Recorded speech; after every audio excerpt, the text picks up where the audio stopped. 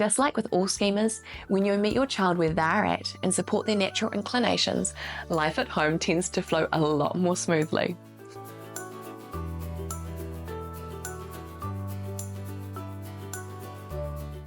Kia ora, hello, I'm Ruth Verco, a teacher turned mum here on a mission to demystify child's play through understanding play schemas. If you've ever found yourself asking, why is my child doing that? Whether it's throwing their soft toys, hiding stones around the house, or lining up their crayons, then you're in the right place, and certainly not alone. Here, we'll explore the magic of play through the lens of play schemas, those hidden, repeated patterns in your child's behaviour that holds the key to unlocking more meaningful play and connection. Through understanding play schemas, you'll be able to move beyond those one-off activities and understand the why behind your child's play. Join me each week as we dive into playful insights that will help you bring more joy, connection, and understanding into your parenting journey and set the stage for a lifetime of learning. Let's dive on in. Okay, you've asked for it. We've just been scratching the surface so far, and I was planning on holding off to doing a deeper dive until we'd journeyed a few more weeks together, but you're all eager beavers, which I love. So today we're beginning that deep dive that will change the way you think about your child's behaviour. And you guessed it, looking more closely at each of the 10 most common play schemas. If you've listened from the start, and we're only 4 episodes in, so if you haven't, it's pretty easy to jump back to the start. You'll now have an idea of what might seem like random behaviour, knowing that it's actually a key part of how your child learns about the world around them. And trust me, once you understand what's really going on in your child's play, a lot of the frustration that comes with parenting will begin to melt away. And trying to spot these play schemas can become a bit of a game in itself. So get comfortable, whether you're out on a walk, catching a rare moment of quiet, or multitasking around the house. Let's dive on in and explore the 10 most common types of play schemas. By the end of this episode, you'll not only be able to identify which play schema your child is working through, but you'll also be building the foundation to know how to support their learning and development through these play behaviours. And in play, it is so much fun. Also, just before I get any further, I just want to address the elephant in the room. I've already said a few times the 10 most common play schemas. In future episodes, we'll definitely drill down into some of the lesser common ones, such as element play. But for now, what we're going to do is stick to the 10 most common ones, as a lot of these lesser common categories can quite often fit into these overarching ones. Now, if we get to the end of this episode and you're thinking, my child is certainly repeating behaviours in their play, but I can't see them fitting into any of these, I would love to hear from you. So please get in contact either on my socials, which is at play_schemas, or through my website, playschemas.com/contact. That is play, schemas.com/contact.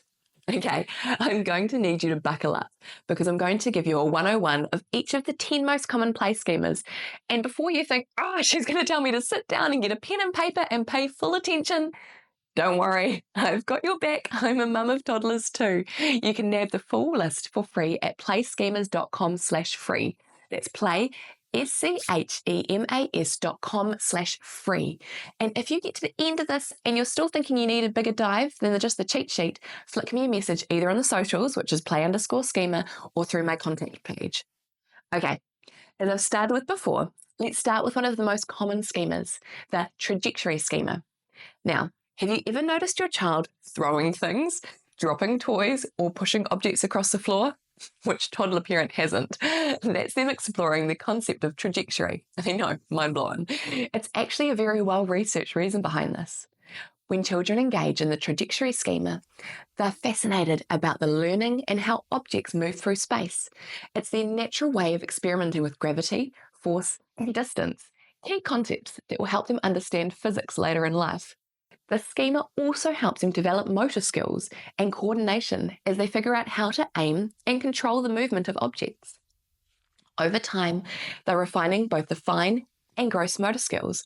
Now, fine motor skills are being able to have skills that involve small, precise movements, hands, fingers, wrists, and they require hand-eye coordination. For example, grasping, drawing, and manipulating small objects. Gross motor skills involve large movements of the arms, legs, and trunk and require large muscle groups. For example, crawling, walking, rolling, sitting, throwing, pushing. Now, I know firsthand that this behavior can sometimes feel disruptive, frustrating, especially if it involves food flying off the table at grandparents or scattered toys everywhere after you've just done a big tidy up. And you've been having a flashback to when you looked at the lounge and thought, it used to be like this all the time. But when you understand that your child is trying to make sense of motion, I'm hoping that we're beginning to change your perspective. Instead of trying to stop the behavior, you can support it and maybe redirect it into a way that supports your home better. Some ideas to give your child is using softballs to throw, set up a mini bowling game. You could let them use cards to roll down a ramp. All of these activities allow your child to satisfy their curiosity while fostering important cognitive and physical development. If inside is just not appropriate, think about how this can be taken outside, either in your own yard or a local park. Have you got any tried or true ways for you to explore the schema? I would love to hear from you, and this goes for any schema. So by doing all these things, you're allowing your child to safely explore trajectory and while fostering their motor skills and cognitive development. I'm also guessing that through leaning into the schema rather than trying to push against it, the relationship to the house will be a whole lot calmer since your child is having the chance to work through the schema rather than you trying to work against it. And the same goes for all schemas. It might be a topic for another day. Okay, number 2, the transporting schema. This is where your child loves to move objects or carry items from one place to another. Maybe your child is constantly carrying toys out of their bedroom and in the middle of the kitchen floor, and then your trajectory one is throwing them. Or they fill up bags and baskets with items and move them around the house.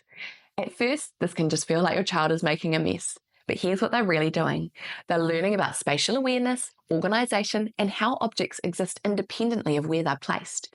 In other words, they're starting to understand that just because something moves, it doesn't disappear, which is foundational in children understanding that when you leave the room, you're not gone forever. You will come back. They're beginning to understand the relationship between themselves and the world around them, that they're part of it, but they're also separate from it. Transporting helps with early problem solving and planning as they figure out how to carry things from place to place, multiple different objects sometimes, honing in their gross motor skills in the process. I don't know about you, but I've seen my toddler with arms full of things and they're wanting to pick up something else. You can encourage the transporting schema by providing your child with small baskets, bags, or even little wheelbarrows to move toys and objects around. Scavenger hunts are also a great way of tapping into this schema, giving your child a sense of purpose and accomplishment while helping to develop their coordination and categorization skills, and even early maths concepts like grouping and counting. Okay, now let's talk about the enveloping or enveloping schema, depending on how you say it. Children exploring the enveloping schema are often captivated by covering, wrapping, and hiding toys, objects, or themselves in blankets, pillows, or other materials. They may enjoy building forts or wrapping things in fabric. Maybe they're always putting their dolls or cars to bed with blankets over them, and they're often curious about what happens when something is hiding or enclosed. This means they're probably exploring the schema of enveloping. Through the enveloping schema, children are learning about containment, boundaries, and the concepts of inside and outside. This exploration helps them develop a sense of security and control over their environment. By encouraging this schema, you're helping them explore their needs for comfort and control. You can provide materials like blankets, scarves, or boxes for them to create their own enclosed spaces. This helps them explore their need for control over space and develop a sense of comfort through understanding what's inside and what's outside. What you're likely also interested in is that enveloping also fosters early understandings of abstract concepts like privacy, safety, and boundaries and protection, ideas that will become crucial for their emotional development, physical safety, as well as they grow. Okay, next up, have you ever seen your child become mesmerized by spinning wheels, turning tops, or maybe spinning themselves in circles, rolling down hills? If so, they're exploring the rotation schema. Or you may see them repeatedly roll items down ramps or become fascinated just by anything that rotates, such as the ceiling fans or bicycle wheels. Or in the case of one of my boys, those little stabilizer wheels on the back of wheelchairs. That was what I had to warn people about. The rotation schema helps children develop an understanding of circular motion, of movement, balance, and mechanics of how things rotate. By spinning toys or themselves, they're learning about the physics of motion. They're experimenting with concepts like centrifugal force, I love that word, centrifugal or centrifugal, depending on where you're from, both great sounding words, and circular motion, balance, coordination. Children experimenting with rotation are also developing their fine and gross motor skills as they refine their control over spinning objects and their bodies. This schema is crucial for their spatial awareness and understanding how their own bodies move through space, which can help when they're trying to run through and they hit things all the time. While it might look like they're just having fun, spinning again is helping them develop all these important emotional and physical skills. To support with this rotation schema, you can offer toys like spinning tops, spinning wheels, or even take them to the playground and use a merry-go-round or swings. It may make you feel sick, but they're okay. These activities allow them to explore rotation while building their motor skills, understanding the motion and how it's essential for coordination and balance that will support further physical and cognitive development. Okay, connection schema. This is where children are fascinated by joining objects together. They might spend hours building with blocks, connecting train tracks, focusing on puzzles, or even taping pieces of paper together. This also goes as far as connecting with bodies. They're always wanting to hold hands with their friends or sitting right next to you, squishing up for a close connection. They are fascinated by how different items fit and function together, often spending long periods of time joining. Now, they might also be disconnecting, and we'll come to that soon.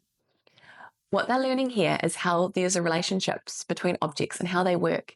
They're exploring how pieces fit together and how to build stable structures, which lead to early problem-solving skills and fosters creativity.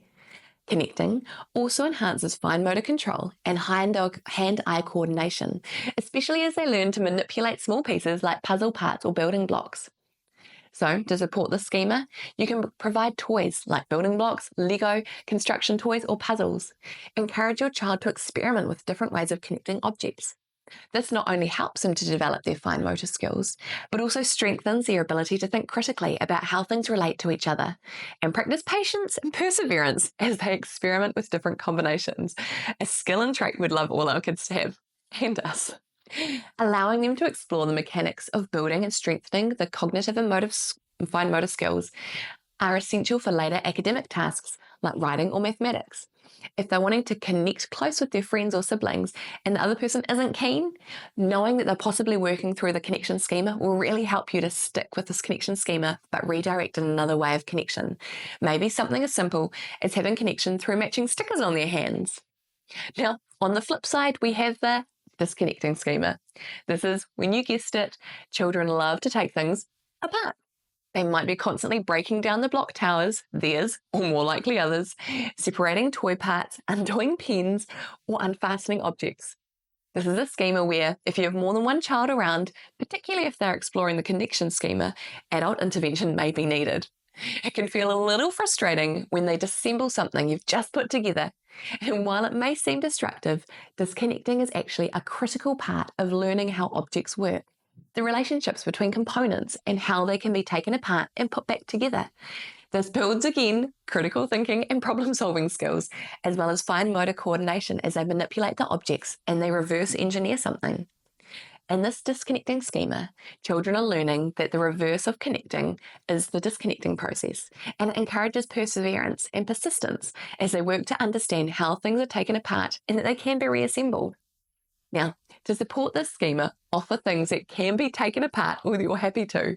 So things that can be safely disassembled like puzzles, stackable blocks, toys with removable parts, or even simple household objects like lids off containers.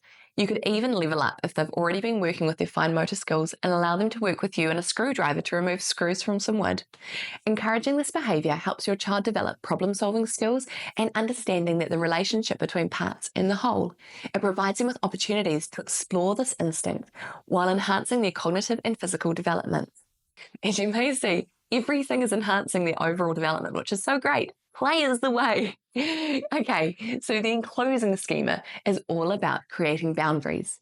Children engaged in the schema are fascinated by enclosing spaces.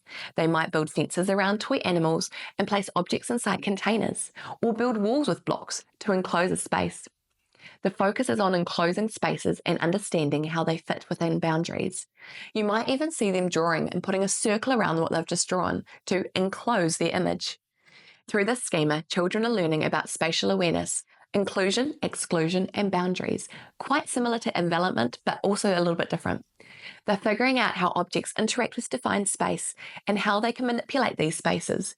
They're exploring the ideas of inside and outside. And again, the schema provides opportunities for foundational things like problem solving, spatial awareness, and also helping children understand structure and organization. They're also developing fine motor skills as they build and arrange objects within these confined spaces. Now, to support the schema, you can provide building materials like blocks or cardboard boxes. You can also give your children empty containers to fill, and then empty again, and then fill again, allowing them to explore the concepts of inside and outside.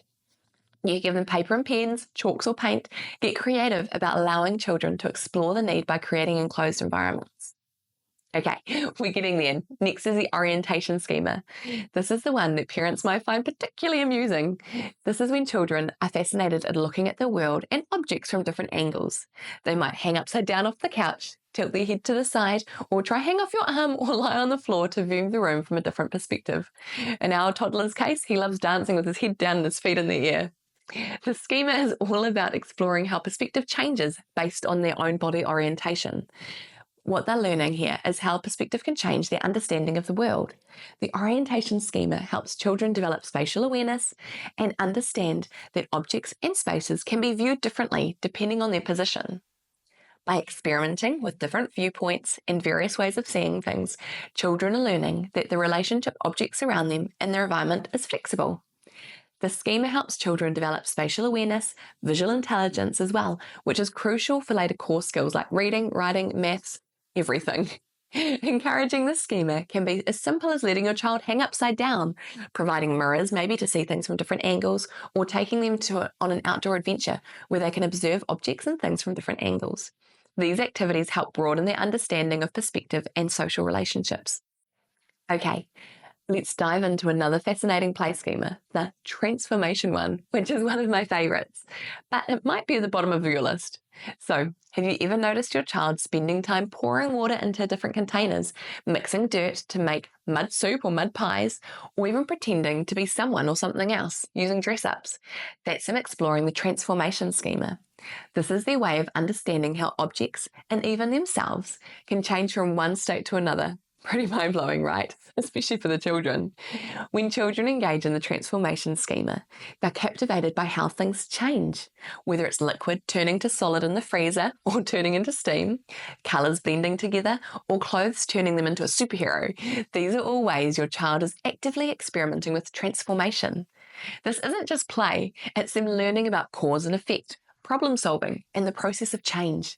They're understanding that their actions can lead to new results, new consequences, something that will be crucial as they grow and apply these concepts in more advanced learning. Now, all of these play schemas are building blocks for their future self.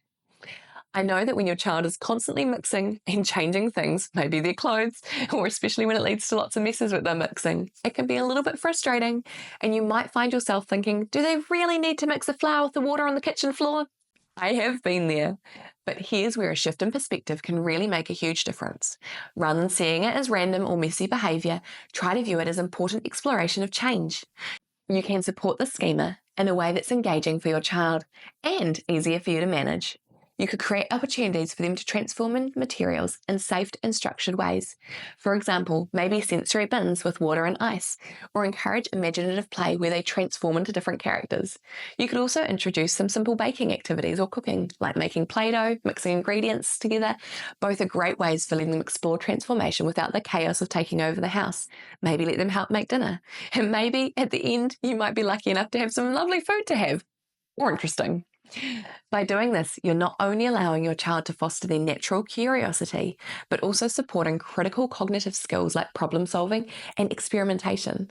And as an added bonus, leaning into the transformation schema rather than fighting against it will lead to fewer power struggles at home and probably fewer messes.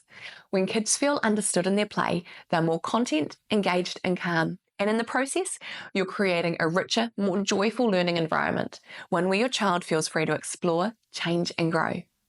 Just like with all schemas, when you meet your child where they're at and support their natural inclinations, life at home tends to flow a lot more smoothly.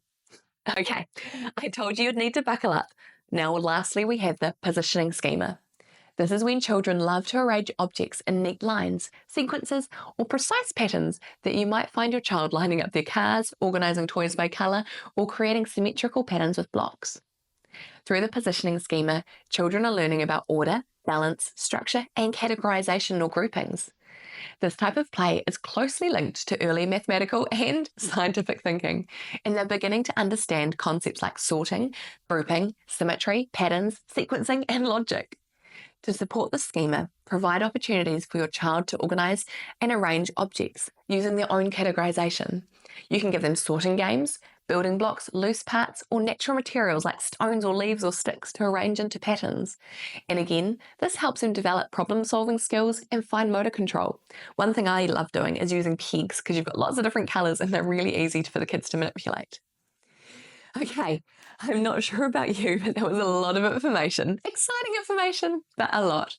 And if you're anything like me, I'm guessing that while you were listening, you were thinking back to moments you've seen your child portray in some of these schemas. And also, if you're anything like me, your brain probably took you on a tangent so you missed part of the schema or had to pause multiple times and press the back 15 seconds to try and catch what you missed. So do remember that I have all of this information in my free cheat sheet and guide at playschemas.com/free. And also it'll be in the show notes, playschemas.com/004, because we're up to episode 4 already. Okay, now that I've covered the 10 most common play schemas, let's just have a real quick look at why understanding these schemas is such a game changer for us as parents. Because when you recognise these play patterns, you're not just watching your child play, you're understanding their learning process. Instead of seeing the behaviours like throwing, spinning, or lining up toys at the wrong time frustrating, you can see them as valuable opportunities for growth. I mean, now that you're armed with this knowledge, how can you not?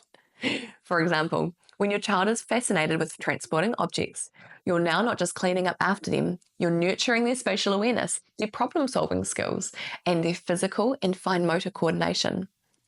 Understanding play schemas gives you a new lens to which you can view your child's actions, and that perspective shift can make a huge difference in your parenting journey.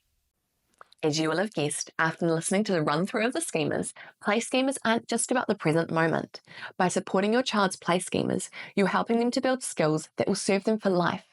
Play schemas lay the foundations for cognitive, physical, emotional development, whether it's learning about balance through the rotation schema or understanding categorization through the positioning schema. These early behaviors are crucial for future academic and social success. And when you understand your child's play schemas, you're now not just managing their behaviour, you're joining in on their learning journey, you're understanding and leaning in. By supporting their natural curiosity, you build trust and foster stronger communication and connections. Play becomes a shared experience filled with moments of connection, joy, and growth, which creates a stronger parent and child bond. As we wrap up for today, let's talk about how you can support play schemas in your home. Here are 3 simple practical steps that you can take to foster your child's development through these schemas. So number 1, observe without interference. Start by observing your child's play. What behaviours do they repeat? Are they constantly transporting objects, or are they more focused on something like positioning? Observation is the first step in unlocking the power of play schemas.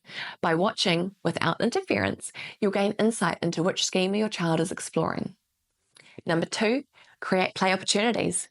Once you've identified the schema, you can create opportunities that encourage and expand their play. If your child is working through the disconnecting schema, for example, you can provide toys that can be safely taken apart. And if they're exploring the rotation ones that spinning parts. The key is to provide materials that allow your child to dive deeper into their natural instincts and then sometimes redirect it to a way that's better for your household. And number 3, let go of control.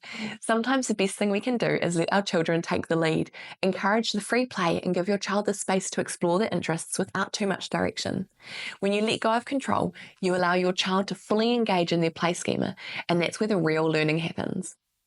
Okay, let's do a really quick recap of the 10 most common play schemas that we've discussed today. Okay, we have trajectory, which is exploring motion and gravity through throwing and dropping. Transporting, learning about spatial awareness and moving objects. Enveloping, understanding boundaries through wrapping and enclosing. Rotation, exploring balance and circular motion by spinning objects. Connecting, discovering relationships between objects and joining them. Disconnecting, building problem-solving skills by taking things apart. Enclosure, creating boundaries and enclosed spaces. orientation, viewing objects from different perspectives, transforming, investigating change by mixing, shaping, or manipulating objects. And then lastly, positioning, understanding order and categorization through arranging objects. So, as you go about your day today, I encourage you to watch your child with fresh eyes, observe their play, and recognize their schema and embrace the magic of understanding their learning journey. Remember, every seemingly random action is part of your child's way of understanding the world. By supporting their play schemas, you're not only helping them learn, you're helping them thrive. So thank you so much for joining me on today's episode of Demystifying Child's Play through Play Schemas.